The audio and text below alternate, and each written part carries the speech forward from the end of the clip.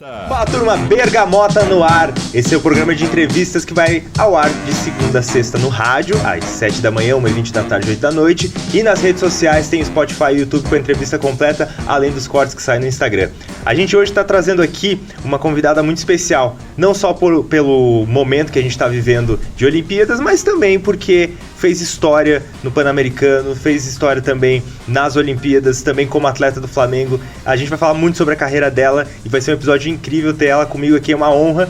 Maicon, ex-jogador da seleção brasileira, hoje aqui conversando comigo. Muito obrigado pela presença, que bom que você está aqui e aceitou o meu convite. Eu que agradeço, Fabrício, é um prazer estar aqui. Eu acho que é um momento que a gente vive aí no esporte, a gente pode se dizer no geral que não é dos melhores, né? A gente vem já do futebol masculino, tem as outras modalidades também, algumas que não se classificaram para as Olimpíadas. A gente fica triste por isso, mas a gente fica feliz também em ver as mulheres tendo essas conquistas que está tendo nas Olimpíadas. Eu acho que as mulheres hoje em dia estão mostrando a força dela. Você é uma das inspirações para essas mulheres que buscam tanto. Me conta como que começou para você, quando que futebol foi uma opção, quando que esporte foi uma opção para você? Foi logo no início da tua jornada como atleta ou foi antes? Como que você vislumbrava ser uma jogadora profissional? Na verdade eu fui empurrada mais pro futebol porque eu tenho um irmão que é um ano mais velho que eu. E aí tenho mais irmãos homens próximos à minha idade do que as mulheres. Então, eles me empurraram para o futebol. Eles não faziam outra coisa, jogar futebol. E eu acabei pegando gosto desde quando eu era novinha. Então, eu sempre fiz esporte, não foi só futebol. Eu, na época da escola, fazia vôlei. Não tenho estatura, mas eu fazia vôlei, handebol. Basquete. Eu estudei no Visconde. No Visconde. Isso, eu moro ali próximo, ali na Brusque, bem próximo. Até um tempo atrás fui lá, Dia da Família, foi muito emocionante para mim rever muitas pessoas que me ajudaram. Então, nos fundos da minha casa eu tive uma sorte que tinha um campinho de terra. E eu vivia lá com meus irmãos, com meu irmão, com meus amigos. Então era uma menina no meio de vários meninos. Então, para mim, não foi fácil, mas o importante é que eu não desisti. Isso aí que me moveu. Então, eu comecei assim. E logo depois, eu fiquei sabendo que tinham times e campeonato, né? De futebol feminino aqui em Lages, né? Eu novinha. E aí, eu comecei a treinar com eles. Comecei a fazer parte da equipe com eles. E aí, quando que passa de brincadeira pra virar algo sério, assim? Você lembra, as primeiras competições você já se via assim, olha, eu mando bem, ou alguém te falava assim, poxa, você tem um caminho, Michael, pra fazer? Como que foi essa transição? Na verdade, todos falavam que eu mandava bem, porque, assim, na escola eu era a primeira a ser escolhida pros times dos meninos. É um bom indicativo. Isso. No bairro ali mesmo, os meninos da minha idade sempre me escolhiam primeiro, então me motivou isso, entendeu? São momentos que eu não esqueço. Que, às vezes, meu momento de fraqueza, assim, quando eu estava em competições, eu lembrava, nossa senhora, foi tão difícil para mim chegar aqui, eu não posso desistir, eu não posso perder a oportunidade. Porque tem momentos que você acaba fraquejando devido às lesões, as coisas não acertarem, a dificuldade que era tanto na minha época, e hoje em dia só está mascarado, mas o futebol feminino é muito difícil. Está com muita dificuldade, não só o futebol, como o esporte feminino, até mesmo algumas modalidades masculinas, mas eu sempre acompanho o esporte feminino também, tanto masculino, mas a gente vê a maior dificuldade ali no feminino. E eu comecei jogando pro time ali no Santa Helena, no campo do Seu Dorides. Até o Seu Dorides é falecido, mas eu tenho muita consideração a eles, porque foi aonde tudo começou. Do campo do Seu Dorides até o campo das Olimpíadas. Como é que foi chegar nesse patamar? Primeiro eu queria entender como é que é a tua entrada na seleção. Se foi um processo que você tinha que insistir muito para conseguir chegar lá, ou se teve olheiro, como é que foi a sua chegada na seleção brasileira de futebol? Assim, eu joguei quando eu comecei a disputar aqui, aí eu fui pro Inter de Lages. Comecei pioneiro lá na equipe de Santa Helena e eu fui pro Inter de Lages e fazia muito amistoso, cidade vizinhas. Aí fizemos um amistoso em Vacaria e logo depois o Inter de Porto Alegre resolveu fazer uma parceria com um time lá do Ítalo Serrano, que era lá de Vacarias, para montar uma equipe para disputar o Brasileiro de 94, acho. Nossa. Mais ou menos por aí. Eu sou de 93, né? 30 anos atrás. Então, aí, disputamos esse campeonato brasileiro, fomos para São Paulo, em Osasco. Pense, uma viagem emocionante, de ônibus lá do Rio Grande até lá, mas foi muito divertido. E a nossa equipe era formada assim, tinha algumas de Porto Alegre, tinha algumas do Paraná, de São Paulo, eu era de Santa Catarina, tinha meninas do Acre. Então, assim, para mim foi um choque. Primeira vez que eu saio, primeira vez eu bati e voltei. Aí eu não aguentei. Fiquei menos de 2 semanas, não aguentei. Saudade da família, é um mundo totalmente diferente. Aí depois eles foram me buscar em casa. Vamos tentar de novo. Aí agora eu não vou desistir. Por toda a dificuldade, minha família é muito humilde também. E só que o pessoal lá me ajudava, me apoiava, o pessoal do time lá, que gostavam do meu futebol, entendeu? Então, assim, a gente sempre precisa de sabonete, algumas coisas que são essenciais, eles sempre me davam na surdinha, Mike, para você, um kit, entendeu? Então... Acreditavam mesmo. Isso, eu acreditava. Mas eu mostrava isso, eu passava isso para eles, pode confiar em mim que vai dar certo. E quando nós chegamos em São Paulo para disputar o Campeonato Brasileiro, eu acho que ficamos em 3º ou 4º, se não me engano. Foi uma das equipes em destaque. Aí depois que eu vim saber que eles iam me convocar, só que eu acabei me lesionando lá, acabei que... Como foi essa lesão, assim? Eu tive uma lesão no tendão. Eu fui fazer o gol, tirei da goleira, a goleira chutou meu tendão, quase rompeu meu tendão. Aí, e eu tava bem pra caramba, todo jogo fazendo gol, tipo, me destacando muito. E nem por isso eu desisti. Voltei pra casa, como todos voltamos. E nisso se passou 2 anos. Que aí eu fui pra Curitiba, joguei algum tempo lá, joguei areia e tal. E logo depois, voltando para casa, apareceu uma amiga que jogou comigo lá quando nós fomos para Osasco, em Vacaria. Ela foi lá em casa, saiu de Bom Princípio, foi lá em casa, a Romana, dar um número de telefone, porque eu não tinha telefone, para mim entrar em contato, que tinha um pessoal de São Paulo me procurando para me jogar para lá. Nossa. Foi essa aventura muito louca. Na época, sem WhatsApp, nada, ela saiu... Não, sem WhatsApp, sem telefone, minha família sempre foi humilde. Entendeu? Isso eu nunca escondi e isso não é vergonha, não. É verdade. E nisso, falamos com o vizinho e ele emprestou o telefone para me ligar. O Seu Verde é uma pessoa incrível. Até hoje eu tenho uma consideração imensa. Tanto é que quando eu fui para minha primeira Olimpíada, quando eu voltei, eu trouxe uma camiseta para ele. Entendeu? E conseguimos falar com o pessoal. O pessoal, vem para cá, isso, aquilo, não sei o quê. Falei com a minha família, minha mãe já entrou aos prantos, né? Meus irmãos, minha família, essa ligação era para te colocar num time lá ou já era seleção? Não, essa ligação era para me colocar na Portuguesa. Na Portuguesa? Isso, que eles estavam formando uma equipe e queriam que eu fosse jogar lá com eles. Sem dinheiro, sem nada. A minha irmã trabalhava de doméstica, pegou o salário dela e me deu. Vou comprar passagem, vou comprar o lanche para você e você vai. Leva o número do vizinho, se ninguém... for te buscar, liga imediatamente, a gente vai tentar dar um jeito de comprar uma passagem aqui para você pegar lá, não sei, a gente vai dar um jeito. Ligue, mandou um número certinho para me ligar, cobrar, tal, tudo certinho. O vizinho, não pode ligar, tal, isso aqui. Só que a minha sorte, quando eu cheguei lá, o pessoal foi me buscar. Estavam lá, estavam me esperando, não. Eles falaram, espera tal lugar, tal, na parte de cima da rodoviária, na informação. Aí eu li, tal. Fiquei lá esperando. Não deu 5 minutos que eu cheguei, eles chegaram. Bora?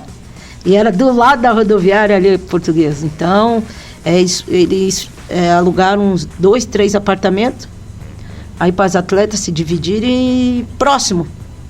E aí foi onde tudo começou. Cheguei na Portuguesa em 97. E fim de 97 eu já comecei a ir para a seleção. Aí eles me falaram, ó, a gente só não te convocou porque você se machucou. Porque você era para você ter ido para a seleção. Já ter ido antes. Isso, para mim ter ido antes. E aí eu recomecei, né? Que tipo, curei em casa, meu amigo me ajudou, passando pomada, eu curei em casa. Em casa, assim? Faz um gelo, cuida, isso, aquilo, eu mancava, rodava. Não sei como, eu, tipo, quase rompi o tendão. Futuramente ele rompeu. Depois de uns anos ele rompeu. Mas rompeu quando eu já era maico para as pessoas. Entendeu? Então eu não era mais aquela garotinha que andava descalço, que arrebentava a tampa do dedão em casa. Então... Aqui você está com uma das crianças que no meio de algumas aulas, assim, os professores diziam, bom, hoje a gente vai, na verdade, para todo mundo ali pro auditório, porque a gente vai assistir a nossa Michael jogando. E a gente assistiu ali Olimpíadas, Pan-Americano. Me fala como é que é essa sensação, porque passar todo esse filme pela cabeça quando tá entrando em campo pela primeira vez com a seleção e com aquelas... A Formiga, a Maicon, a Marta. Como é que foi esses primeiros jogos, essa adaptação, o entrosamento? Como era o dia a dia lá? Olha, eu fiquei quase 15 anos na seleção. Eu joguei no clube com a Formiga. Joguei antes de ir para a seleção. Não, já tinha ido para a seleção. A Marta era base do Vasco. 14 anos eu joguei com ela. Nós jogávamos junto. Fiquei um curto período, mas nós jogamos junto, um curto período. E depois ela foi para a Suécia e eu segui outros rumos. Fui para outros clubes, depois da Portuguesa, fui para outros clubes. Fui para Minas, vim para o Grêmio, para o Inter, joguei no São Paulo. Então depois joguei no Flamengo, no Vasco, no Botafogo. Então teve clubes assim que, fora o Saad, que eram pioneiros, que era difícil entrar no Saad, porque era só aquelas nega véia raiz que jogaram lá, sabe? Quem iniciou mesmo. Então era escolhida a dedo e eu fui escolhida para jogar no Saad também, entendeu? Então, assim, você tá jogando ao lado dessas jogadoras assim incríveis, que vocês tiveram o prazer de assistir. Te passa uma segurança enorme. Você não tem preocupação, porque você sabe que se você errar, elas vão acertar, vão te levantar e vai fazer você acertar também. Então, fica fácil. Se torna fácil jogar com esse nível de atleta. A emoção, assim, às vezes a gente acaba se perdendo na emoção, na adrenalina. Então, era trabalhado em cima da adrenalina, você sabe. A gente tinha, você tem 5 minutos, 2 minutos para dar uma baixada na adrenalina e voltar a jogar. Você tem que voltar a jogar. Então, você mesmo tinha que fazer tua autocrítica ali. Porque, às vezes, você jogava com o estádio cheio, você não conseguia ouvir ninguém falando, vamos que você vai acertar. Às vezes, as meninas só te olhavam assim, você já sabia, deixa comigo que eu vou acertar. Sabe? A gente só se entrosava no olhar. Tá comigo? Pode deixar. Aqui ninguém vai passar. Então, era assim. Quando jogava junto com as meninas, Daniela Alves, as meninas ali que a gente conseguiu as medalhas de prata, a gente se falava pelo olhar, porque você se desgastava muito falando. Então você olhava para um, para outro. Aqui não passa, vai jogar lá do teu lado, porque aqui ela não vai jogar. Não, do meu lado ela não vai jogar, eu dou no meio dela. Então a comunicação era assim pelo olhar e a gente já sabia. Ela vai dar no meio, e se vir aqui eu vou dar no meio também. Então, você não precisava falar nada. A gente, de tantas pancadas que a gente tomava, a gente resolveu falar, estamos se desgastando muito falando, gritando. Você já sabe o que fazer. Você treinou, só bota à vontade e não tem mais o que você fazer. Sabe por quê? Porque tudo foi feito, foi treinado, tá tudo certo. Tá tudo certo, você sabe onde cada uma vai estar. E se não tiver, depois a gente come na porrada ela. Perfeito. Michael, me fala uma coisa, porque as conquistas que vocês tiveram, assim, 2 pratas Olimpíadas, teve Pan-Americano, teve ouro, teve prata. Eu queria saber hoje como que você vê a situação. Existe algo que talvez não tinha tanto na sua época, existia esse apelo, mas agora existe uma força a mais para torcer, mesmo assim ainda tem alguns caminhos a seguirem. Como que você vê a questão do esporte no geral, mas falando mais sobre seleção feminina de futebol, até pelo desempenho nas Olimpíadas de hoje? Assim, o esporte que eu tô vendo hoje em dia, eles colocaram uma máscara para disfarçar que tá melhor. Mas não tá. Tá cada vez pior. A gente vem em competições. Entendeu? Vou falar do futebol feminino. Sim. Hoje em dia, um time que entrar no Campeonato Brasileiro, Copa do Brasil, um campeonato nacional aqui, você tomar de 10, 11-0, você acha que isso é investimento? Isso não é investimento. É simplesmente colocar uma máscara para enganar as pessoas. Aí vai lá, o pessoal da mídia estão apoiando muito, porque está sendo televisionado nacionalmente. Você consegue assistir. Só que você vê 4, 5, 6 times. Num campeonato que tem mais de 20. E 4, 5, 6 times ser de alto nível. Como você quer que a seleção vá bem? Ah, mas tem uma jogadora fora do país. Sim, e as nossas jogadoras aqui? Aqui é um país de futebol. Aqui é um país que merece investimento.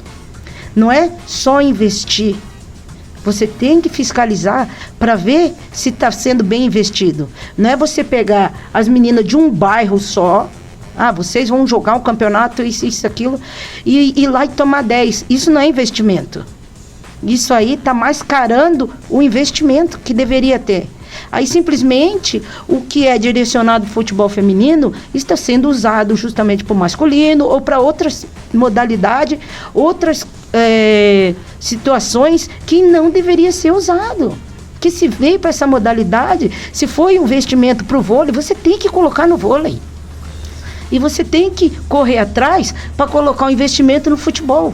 Se você rachar e dividir, nenhum vai ser forte. Entendeu? Então, hoje em dia, eles mascaram o esporte fazendo uma modalidade forte e as outras fraca. Aí você fala, nosso time tá forte ali, mas só o futebol, mas o vôlei lá. Por que você não investiu no handebol?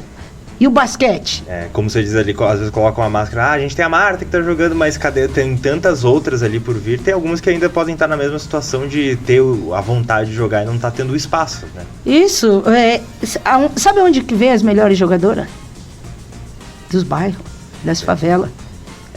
Entendeu? Verdade. E coisa que eles não estão puxando. Não estão puxando mais. Então, a Marta veio de um lugar super humilde. Eu vim de um lugar, de uma família humilde, e eu não desisti, eu cheguei lá. Não que essas atletas estão desistindo, não. Mas quem está desistindo é os dirigentes.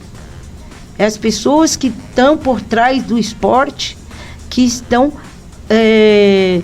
enganando. É simples, é só isso. Porque fingir que tem time, eu posso até fingir. Vou montar um time. Aí pego um pouco de cada bairro, não treino, não preparo as meninas. É igual acontece muitas vezes com o nosso Inter. Nossa base. O que os meninos passaram. É uma falta de respeito pro esporte. Sabe por quê? Porque eles são o futuro.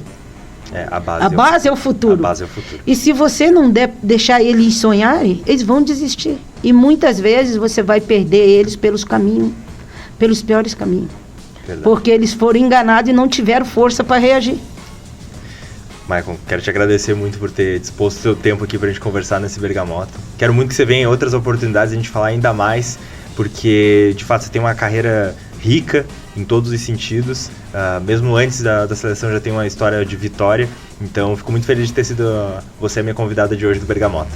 Eu que agradeço, espero voltar novamente, porque para mim esse momento aqui eu relembro toda a minha emoção que eu tive no esporte, nas Olimpíadas, as minhas vitórias, porque para mim mesmo sendo prata, para mim é uma vitória, porque ninguém sabe o que a gente passa.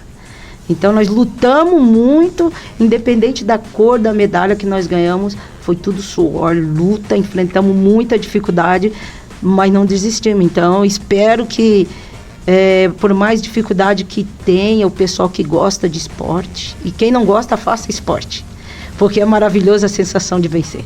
Perfeito. Maicon, muito obrigado. Esse foi mais um Bergamota para você. A gente se vê numa próxima. Muito obrigado, valeu e tchau, tchau.